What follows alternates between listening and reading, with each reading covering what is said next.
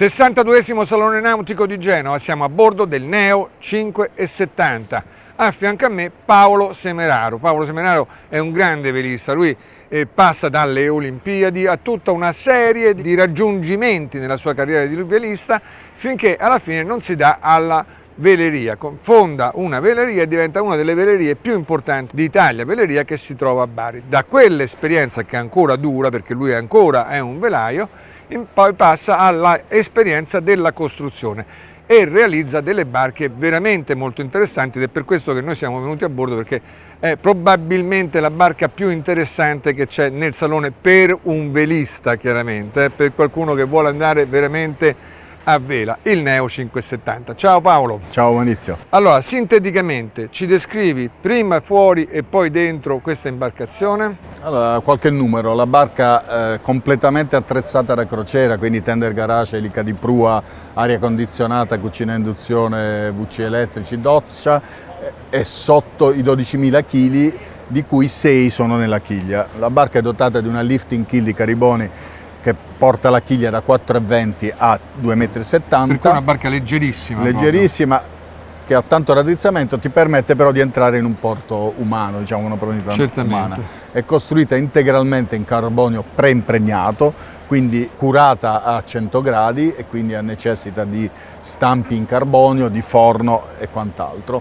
È un concept di crociera performante barra regata, se tu poi in un certo momento ti vuoi attrezzare per farla. Ed è una barca con la quale vado ovunque io voglia, in qualsiasi condizione io voglia. Senti, io ho una curiosità, la prua, mi spieghi questa prua? Sì, questa prua caratteristica, che ormai viene individuata come una caratteristica principale dei Neo, deriva dagli IMOCA, da tutta l'esperienza del Giro del Mondo. I cosiddetti chamfer, che sono questi tagli a 45, che di fatto riducono l'altezza del bordo libero, servono a dare una struttura scatolare allo scafo e quindi si risparmiano circa 400 kg su una barca del genere di struttura a prua, ma non solo. Quando entri nelle onde l'acqua viene deviata proprio all'altezza delle sarte, quando la barca è sbandata ed è soggetta al vento dal lato sopravvento, questo vento invece di farti scarrocciare viene deviato verso l'alto. Per cui è una prua multifunzionale, assolutamente, assolve a diversi obiettivi. Ha dei valori tecnici altissimi.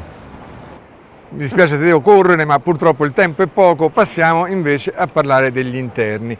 Io negli interni ho visto una cosa molto bella. Questa è una barca che è una barca da regata, una barca tecnologicamente molto avanzata, per cui uno se l'aspetta un po' spartana, come è solitamente la barca da regata.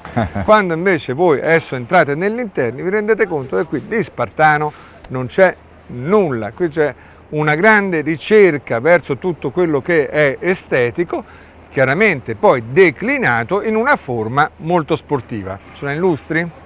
Sì, ecco, gli interni di questa barca sono tutti strutturali, ovvero laminati in composito, poi attaccati, laminati allo scafo, carrozzati e verniciati a mano, quindi zero peso superfluo, funzione strutturale di ogni singolo interno e paratia. A questo è stata unita chiaramente una certa ricerca estetica, sempre rimanendo però nei materiali ad alte prestazioni, per cui il celino in carbon look piuttosto che il lavandino direttamente in carbonio, dei tubi di carbonio che fungono da corrimano e divani che diventano letti per dormire a barca sbandata. E la grande novità, diciamo che abbiamo diviso il mondo in due fra pro Neo e contro Neo, ma forse diciamo più prima di Neo e dopo Neo 570 è questa prua open space multifunzione col tavolo che si alza e si abbassa e può diventare un enorme letto piuttosto che un tavolo da pranzo per 10 persone, con la TV a prua